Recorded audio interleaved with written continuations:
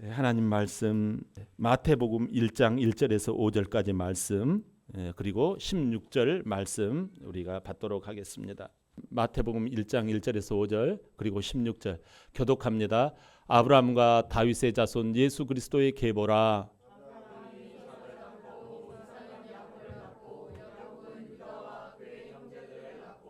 유다는 다말에게서 베레스와 세라를 낳고 베레스는 헤스론을 낳고 헤스론은 람을 낳고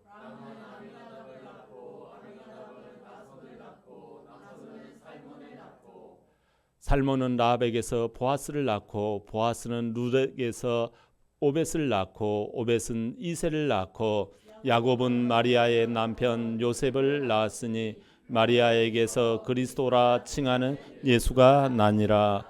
아멘. 자, 오늘 말씀의 제목을 같이 한번 고백합니다. 시작. 족보를 확인하라. 제가 새해가 되어서 이제 책을 보려고 책장을 열어보니까 검은 책이 하나 보였어요.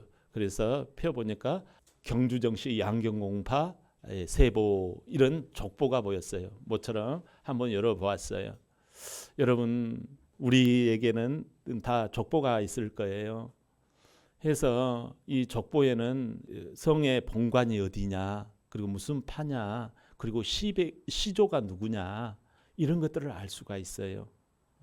혈통을 알 수가 있지요.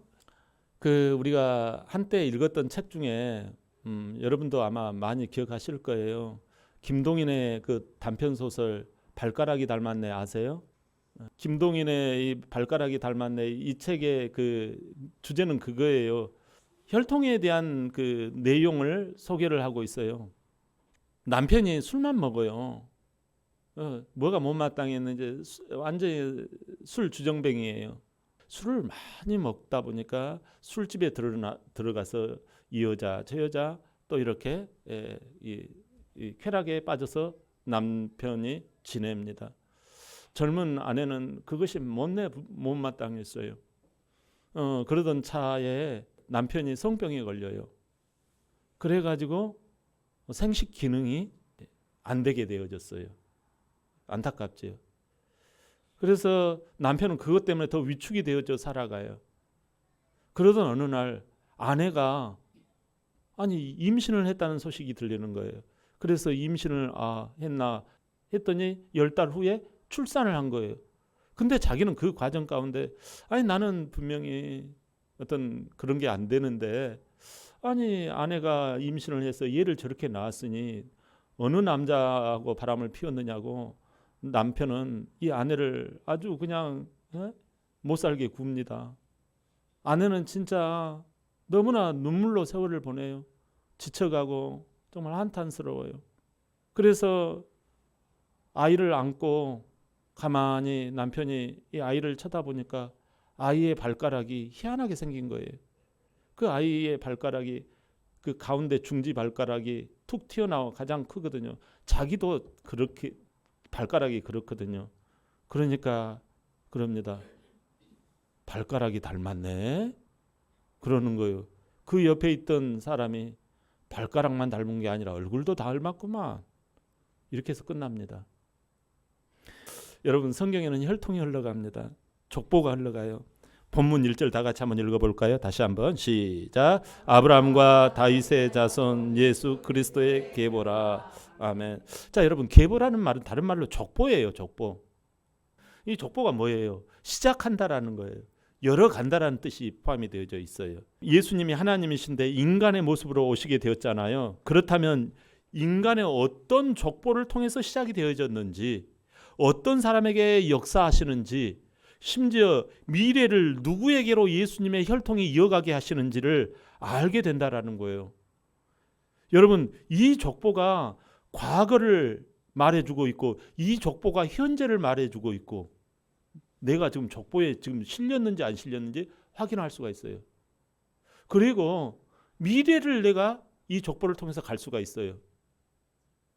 그러니까 과거, 현재, 미래가 연결되어지는 거예요. 보다 더 구체적으로 말하면 아브라함부터 그리스도, 예수 그리스도까지 약 2000년이에요. 그러니까 지금으로부터 4000년 전이죠. 근데 이 아브라함에서부터 예수 그리스도까지 2000년이라는데 그 중간에 딱 이 다리 역할을 하는 중간 지점이 있어요. 그 지점이 바로 다윗이에요. 아브라함에서부터 다윗까지 1000년, 다윗에서 예수 그리스도까지 1000년 이렇게 이어집니다. 그 2000년의 그 과거 역사는 순탄했을까요? 그렇지 않아요. 엉망입니다. 뒤죽박죽. 완전히 그냥 파란만장합니다. 다 일그러진 그 형상의 모습들이에요. 그 후손은 타락했고 심지어 멸망되어 포로로 끌려가기조차 했잖아요. 그럼에도 불구하고 예수님이 오신 거예요. 그 일그러진 환경, 그 일그러진 인간 군상들의 모습, 그걸 뚫고 오신 분이 예수님이세요. 성탄으로 오셨잖아요. 그리고 십자가에서 죽으시고 부활로 승천하셔서 다시 오시마 약속하시고 올라가셨어요. 예수님은 모든 사람을 향하시지만 예수님의 족보에 들어간 사람만의 혜택이 있어요. 여러분, 많은 사람이 족보는 볼 수 있지만 그 이름이 족보 안에 실려 있느냐는 것은 또 딴 문제예요. 계시록 21장 27절 한번 열어볼까요? 시작. 무엇이든지 속된 것이나 가증한 일 또는 거짓말하는 자는 결코 그리로 들어가지 못하되 오직 어린 양의 생명청에 기록된 자들만 들어가리라. 아멘. 어린 양은 예수 그리스도거든. 예수 그리스도의 생명책에 기록된 자만 들어간다. 네. 여러분, 속된 거나 거짓말하거나 죄 지으면 들어갈 수 없다고 말씀해요. 자, 생명책과 연결이 된다라는 거예요. 족보는. 예수 그리스도의 족보는 그 생명책 족보와 바로 직통되는 거예요. 그렇다면 예수님의 족보에 들어가고 싶으면 어떻게 해야지 예수님의 족보에 들어갈까요? 하나님은 두 사람을 통해서 힌트를 주십니다. 아브라함이고 또 한 사람은 다윗이에요. 아브라함에게는요, 창세기 12장 2절에서 4절까지 한번 볼까요? 시작. 내가 너로 큰 민족을 이루고 내 이름을 창대하게 하리니 너는 복이 될지라. 너를 축복하는 자에게는 내가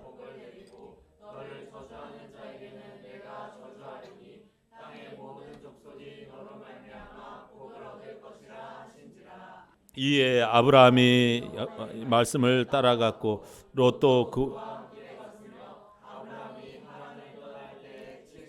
곳에였더라. 아멘. 여러분, 아브라함이 하나님의 말씀, 약속하신 언약, 이 언약 말씀, 큰 민족을 주실 것이다. 그래서 감히 떠날 수 없는 그 먼 길을 떠나가는 거예요. 믿음으로 간 거예요. 여러분, 그래서 아브라함을 일컬어서 늘상 목사님들이 뭐라고 그래요? 믿음의 조상이라고 그러잖아요. 창세기 5장부터 8장까지 그 홍수 심판이 있잖아요. 9장에 무지개 언약이 있고, 그리고 바벨탑 사건이 있고, 그 이후에 홍수 심판 이후에 하나님의 말씀을 믿음으로 따라간 이 최초의 사람이 아브라함이에요. 그래서 믿음의 조상이라고 하는 거예요. 그가 넘어지기도 했어요. 그러나 우리가 이 예수님을 믿음으로 말미암아 예수님을 우리가 믿게 되면요, 이 아브라함의 후손이 되는 거예요. 왜냐하면 아브라함은 믿음으로 갔어요. 믿음을 처음에 시도한 사람이라고 그래요. 믿음의 조상. 우리가 믿음의 조상은 아브라함이에요. 아브라함의 씨는 뭐냐면 믿음으로 연결되는 거예요. 믿음을 부린 사람이 아브라함의 족보에 들어가요. 그렇기 때문에 우리가 예수님을 믿어서 믿음으로 따라가면 아브라함의 후손이 되는 줄 믿습니다. 그래서 아브라함의 복을 받는 거예요. 그래서 지금 아브라함의 후손들이 세계 처처에 지금 깔려 있는 거예요. 그러니까 네가 큰 민족을 이룬다는 말이 예수님을 통해서 이루어진 거예요. 할렐루야. 자, 다윗은 어땠나요? 제가 봉독할게요. 사무엘하 7장 7절과 16절이에요. 그러므로 이제 내 종 다윗에게 이와 같이 말하라. 만군의 여호와께서 이와 같이 말씀하시기를 내가 너를 목장 곧 양을 따르는 데에서 데려다가 내 백성 이스라엘의 주권자로 삼고 내 집과 내 나라가 내 앞에서 영원히 보존되고 내 왕위가 영원히 경고하리라 하셨다 하라. 아멘. 지금 하나님께서 나단 선지자를 통해서 영원한 하나님 나라의 왕이 오신다라는 거예요. 다윗은 왕이면서도요, 자기 나라가 아니라 하나님 나라를 사모했어요. 늘상. 자기가 왕이잖아요. 그러면 이래야 되잖아요. 근데 성전 문지기, 교회 내가 문지기 정도, 그 왕국의 그 문지기 정도만 밖에 자기를 그냥 겸손하게 낮춘 거죠. 그래서 왕이신 하나님을 늘상 갈망했어요. 자기가 왕이 아니고 하나님이 왕이다. 그러니까 하나님께서 네게 영원한 나라가 이어질 거라고 약속을 해요. 늘상 내 눈이 주를 보기를 갈망하나이다. 주의 나라를 사모함이 극진했어요. 이루 말할 데 없었어요. 근데 주의 나라가 어디에 임합니까? 성경에 임해요. 그래서 그 하나님의 말씀을 믿고 그 말씀을 늘상 읊조리고, 그 아들에게 죽을 때 어떻게 해요? 네가 이 율법의 말씀을 주야로 묵상하고 그 계명을 지켜라. 그게 대장부다라고 말씀하잖아요. 그러니까 하나님은 그 믿음의 사람, 이 믿음의 왕 다윗을요, 네 나라가 영원하리라 말씀해요. 여러분, 우리에게 예수님을 믿어서 영원한 나라가 열리는 줄 믿습니다. 그럼에도 불구하고 다윗은 넘어졌잖아요. 그럼에도 하나님은 예수님을 통해서 다윗에게 언약한 하나님 나라와 왕에 대한 약속을 주신 거예요. 우리가 예수님을 의지하고 언약의 말씀을 믿기만 하면 우리 하나님께서 우리에게 영원한 생명록에 우리를 넣어주시는 줄 믿습니다. 현재의 죄에도 회개할 능력도 주시고 일어날 힘도 주시고 살아갈 기운도 주시고 주님의 족보에 들어갈 영원한 생명책에 등록이 되게 하십니다. 할렐루야. 근데 예수님의 족보에 희한한 일이 벌어집니다. 5명에 들어가서는 안 되는 사람이 들어가요. 그 여성의 이름은요, 다말, 라합, 룻, 우리아의 아내 바세바, 그리고 예수님의 어머니 마리아예요. 그 당시 뭐 동양이나 서양이나 예수님의 족보에 여성들 들어갈 수가 없는 거예요. 근데 왜 이렇게 여성이 들어갔냐고요? 몰라서 실수로 넣었을까요? 근데 실수로 넣었다고 생각하기는 너무 아니올시다예요. 왜 그러냐면 다말은 어떤 여인이에요? 근친 상간의 대표 주자 아닙니까? 응? 그리고 이 라합은 어떤 여자예요? 이 몸을 파는 기생이었잖아요. 그리고 룻은 어떤 출신 성분이 좋지 못한 이방 여인이었어요. 모압 여인. 또 우리아의 아내 바세바는 유부녀가 바람을 피웠잖아요. 또 마리아는 어떤가요? 마리아는 여러분 처녀가 잉태해가지고 얘를 낳는 거 이거 가당치나 해요? 이거 윤리적으로 맞지가 않아요. 그냥 넘어갈 수 없는 내용들이 많잖아요. 근데요, 이들의 공통점이 하나 있어요. 그 공통점이 뭔가 하니 바로 하나님의 약속의 말씀을 철통같이 믿은 여인들이라는 것이 특징이에요. 무엇을 말해요, 여러분? 사단 마귀는 늘 우리 처지를 낙심하게 만들어서 이래도 믿겠느냐라는 식이에요. 사람들에게 부끄러워서 아이고 신앙 더 이상 못하겠네. 아이고 나 염치도 없고 양심상 나 이렇게 해서 나 교회 못 다녀. 이렇게끔 사단 마귀는 우리를요 막 푸시한다고요. 너 그렇게 해가지고 교회 다녔어 쓰겠느냐? 막 이렇게 우리를요 푸시한다고요. 그러면 우리는요 진짜 맞아 내가 나는 진짜 깨끗할 때나 교회 다녀야지. 응? 내가 좀 기분이 좀 좋고 평안할 때나 좀 교회 다녀야지. 근데 이런 생각이 가득하곤 하거든요. 여러분 사실 우리가 1년 365일 믿을 만할 때가 언제인가요? 내 기분과 내 환경이 신앙생활 하기에는 부적절할 때가 한두 번이 아니잖아요. 하지만 하나님의 언약의 말씀만 꼭 붙잡으면 이런 근친상간의 죄, 술집 기생이 몸을 파는 죄, 여러분 별 손가락질을 받아도 내 양심이 무너질 것 같기만 하고 나는 도저히 주저앉아야 되겠다. 여러분 어디를 간들 다 똑같아요. 어디를 간들 내가 죄인이기 때문에 어디를 간들 내가 들어가는 순간에 그 공동체는 또 더러워지는 거예요. 손가락질을 받고 그럴지라도 오히려 믿음으로 일어난 여인들이에요. 아이고 그러면은 무슨 하나님이고 무슨 말씀이고 아이고 참말로 막 그럴 거 아닙니까? 그러면 맞아. 나 그냥 기법 그냥 포기하고 말아버려요. 여러분 사단 마귀는 그게 문제란 말이에요. 그러나 그리스도의 족보에 이런 여인들이 들어가지 않니? 라는 것을 반면교사로 보여주고 있는 줄 믿습니다. 예, 사탄은요 이렇게 어둠에 빠져가지고 지금도 지옥의 컴컴한 곳에 보내는 이 영혼들이 한두 명이 아니에요. 너 이래서 못 믿잖아. 저래서 못 믿잖아. 양심이 무너지잖아요. 우리가 사실상 이런 일을 당하면. 여러분 예수님 그리스도 예수 그리스도의 족보에 여러분 이런 진짜 이 여인들을 등장시킨 이유는 예수 그리스도의 족보에 믿음으로 들어간다라는 말씀이에요. 아멘. 그러면 여러분 우리의 이 안 되는 이 정말 믿음으로 들어가기에는 너무나도 우리들 자신이 엄청난 죄악 가운데 진노의 자녀들 가운데 우리가 속하고 말았잖아요. 어떻게 하면 좋습니까? 아브라함도 언약을 붙잡고 있다가 넘어졌어요. 그런데 예수님을 배웠다고 말씀하잖아요. 다윗도 예수님을 배웠다고 말씀하잖아요. 다윗은 밧세바를 보면서 완전히 집안이 그냥 퐁당 그냥 넘어져 버렸습니다. 내 집안에서 칼이 떠나지 아니할 것이다.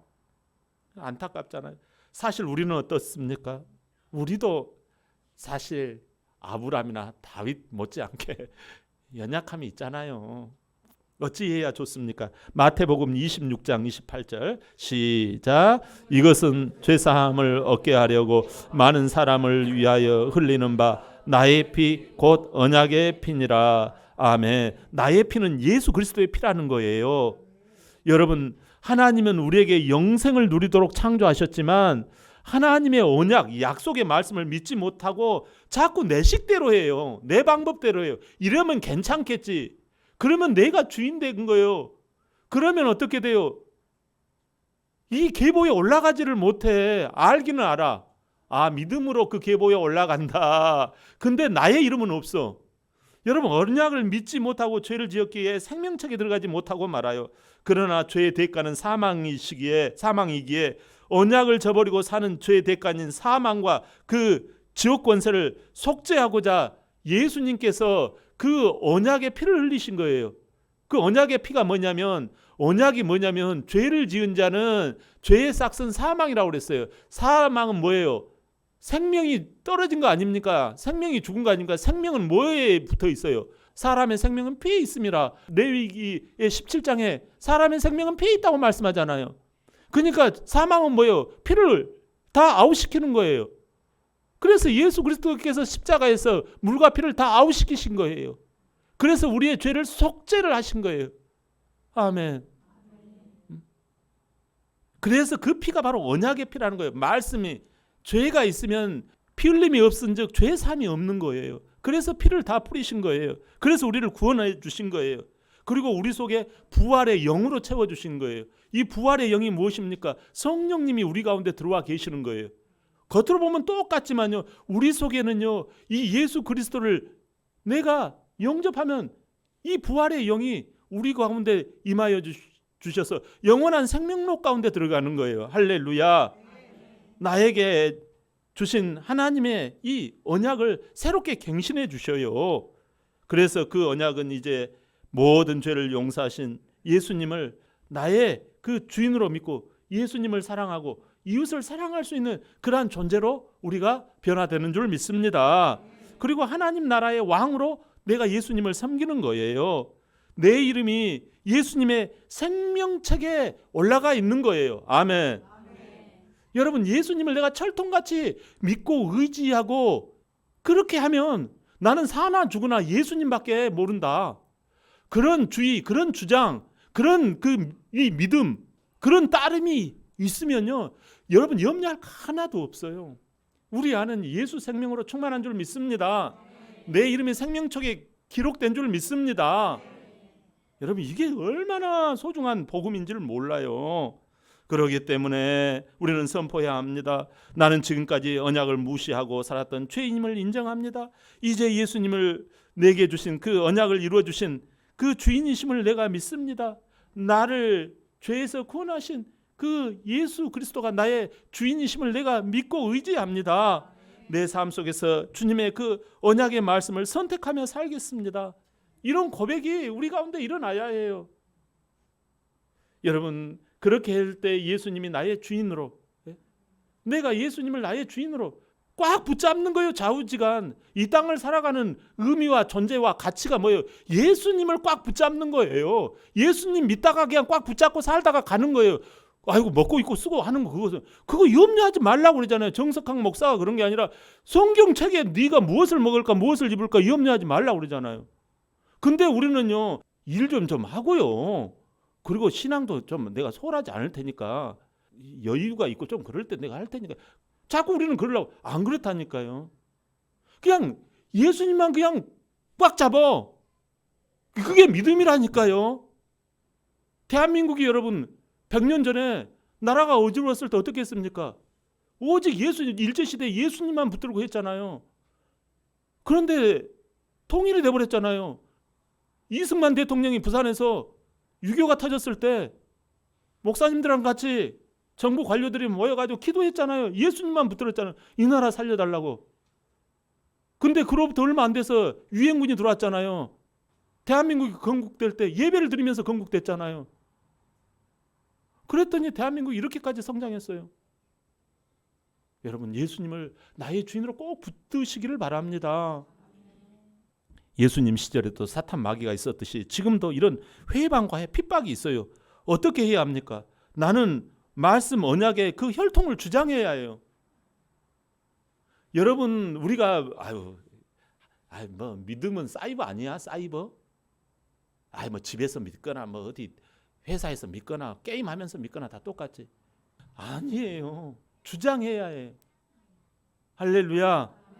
어떻게든지 핍박과 회박, 이 어려움이 있다 하더라도 막 주장해야 돼. 나는 말씀 언약의 그 혈통을 주장하고 외우고 찬양하고 기뻐하고 감사해야 할 줄 믿습니다. 심지어 싸우기까지 하면서, 피 흘리기까지 싸우기까지 하면서 전도해야 하는 줄 믿습니다. 할렐루야. 아브람은 원래 족보상 두 아들이 있었어요. 이삭이 하나 있었고 이스마엘이 있었잖아요. 누가 믿음의 족보예요? 아브람이 아버지가 믿어요. 집안에 아버지가 믿는데 그 아들들 중에 하나는 믿음의 계통을 따라간 아들이 있어요. 누구죠? 이삭. 그리고 이스마엘은 우리 아버지가 하나님을 믿는다는 거 알아요. 근데 그냥 룰루랄라예요. 그쪽 계통으로 갔단 말이에요. 그리고 이삭 밑에 두 아들이 있었어요. 쌍둥이 야곱과 에서가 있었어요. 그런데 거기서도 아버지가 철통같이 막 하나님만 막 의지하고, 말씀 그 약속을 따라서 따라가는 거예요. 인생을 살아가는 의미가 말씀을 붙잡고 가는 거다. 오직 말씀 중심, 교회 중심, 막 이렇게 생활을 하는 거예요. 그런데 그 아들, 너무 그러면은 조금 없어 보이잖아요. 해가지고 세상 사람들이 박수치는 쪽으로 따라간 아들이 있어요. 힘도 세고, 사람들로부터 성품도 서글서글하고 해가지고 따라간 애가 바로 에서예요. 뭘로 보나 더 훌륭해요. 근데 에서는 세상으로 가버립니다. 세상 사람들 박수치는 쪽으로 가버린 거예요. 여러분, 지금도 마찬가지입니다. 똑같은 부모 밑에 하나님의 말씀을 따라가서 교회 중심, 말씀 중심으로 철통같이 의지하며 가는 자녀가 있는가 하면 내가 알아서 할게요. 그런 사람이 없다고 누가 보장합니까? 근데 예수님의 책에서는 이스마엘은 삭제되었어요. 이삭의 족보에서는 똑같이 두 아들이 나오지만 여러분, 에서는 세상과 자기가 주인이 된 거예요. 그렇지만 야곱은 형보다 연약했음에도 불구하고 언약의 말씀을 믿고 살았어요. 당연히 하나님 족보 생명책에 들어간 거예요. 하나님이 얼마나 야곱을 이뻐하십니까? 여러분, 왜 야곱이를 그렇게 하나님께서 이뻐하시는 거 아니? 그가 약간 뺀질되는 것도 있고 또 하나로는 약간 사기 근성이 있어. 근데도 그는요 끝까지 하나님을 놓지 않은 거예요. 그것이 이쁨을 받은 거예요, 여러분. 여러분, 이 야곱이가 약간 조금 이상한 애예요. 근데도 불구하고 창세기부터 계시록까지 끌고 다니시는 하나님. 얼마나, 왜 야곱이가요 말씀을 끝까지 아주 그냥 나쁜 놈인데도 불구하고 말씀을 그렇게 끝까지 붙드는 거예요. 그러니까 미워도 이쁜 거예요. 사랑하는 성도 여러분, 올해 표어는요 빛으로 드러나라 2025입니다. 빛이신 예수님을 바라봅시다. 족보의 주인공이신 예수님의 약속대로 언약을 믿고 따를 때 수치감, 절망감, 또 열등감, 사망도 떠나가는 줄 믿습니다. 할렐루야. 교회는 언약 공동체입니다. 똑같이 아버지의 말씀을 받지만 야곱이 있고 에서가 있어요. 말씀 중심입니까? 형편 중심입니까? 교회 중심입니까? 세상 중심이십니까? 여러분, 여기에 내 좌표가 딱 그어지는 거예요. 내 족보가 어디에 있는지. 족보가 분명히 확인돼요. 새해에는 우리 모두 아브라함과 다윗의 자손 예수 그리스도의 계보로 승리하시길 주의 이름으로 축원합니다. 아멘.